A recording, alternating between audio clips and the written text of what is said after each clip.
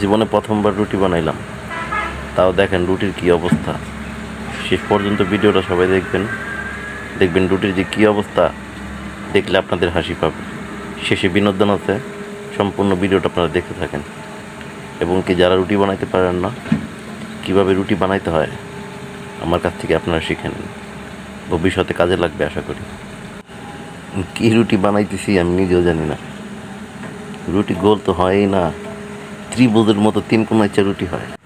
উঁচা নিচা পাহাড় পর্বত সব এই রুটির উপরে।